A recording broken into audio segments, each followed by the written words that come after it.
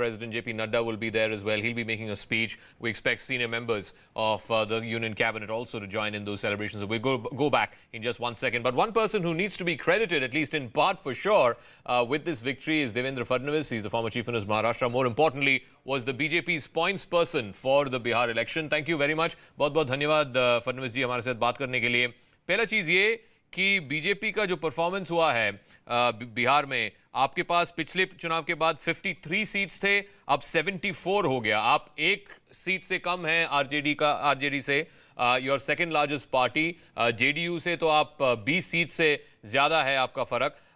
ये बताइए, काफी सारे जो समस्याएं थी उसके बावजूद अगर बीजेपी का परफॉर्मेंस इतना बड़ा है, आपके आंकड़े इतने बड़े हैं, तो क्या वजह है? आपका असेसमेंट क्या है? चुनाव मतलब काउंटिंग के एक दिन के बाद क्या असेसमेंट है? क्या फैक्टर्स आपको आपके साथ काम किया? Like what were the factors that worked for you?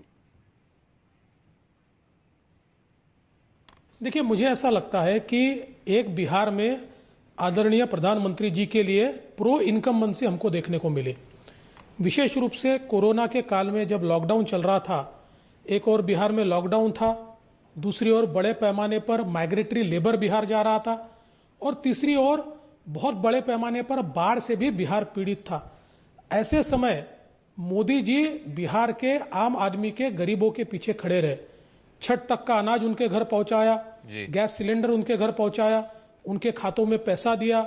Scholarship का पैसा हो या महिलाओं के खातों में पैसा देना हो, महिलाओं के लिए बाकी व्यवस्थाएं करना हो, ऐसी सारी चीजें उस समय की गई.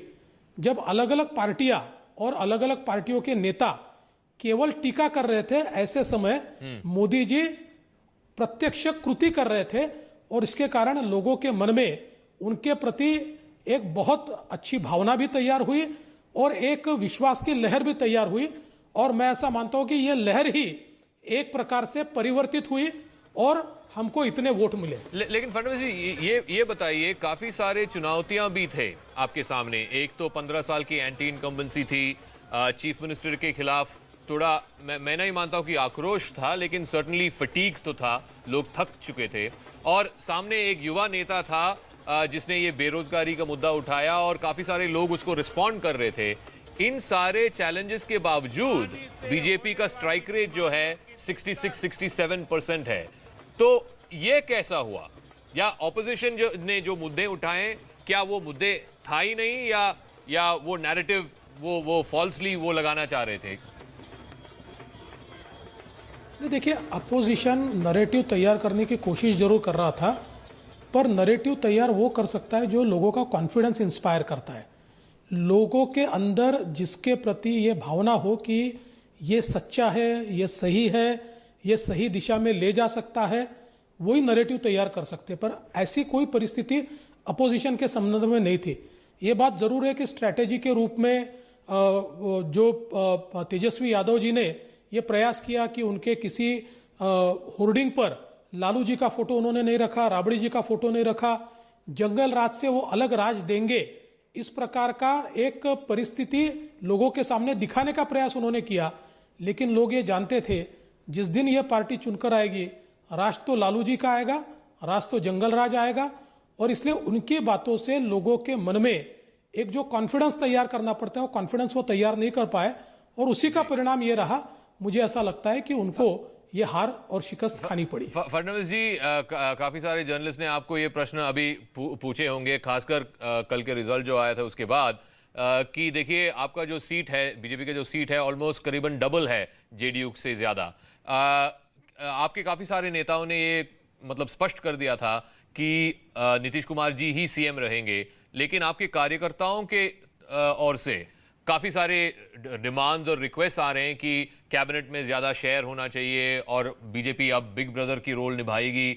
इसको आप कैसे देखेंगे?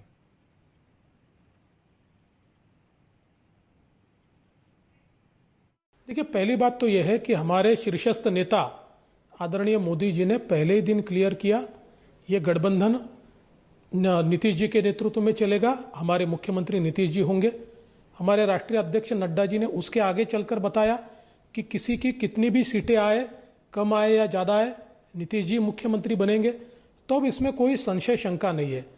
इक्का दुक्का कार्यकर्ता कोई मांग कर लेता है तो वो उसकी पर्सनल भावना होती है, वो पार्टी की भावना नहीं होती।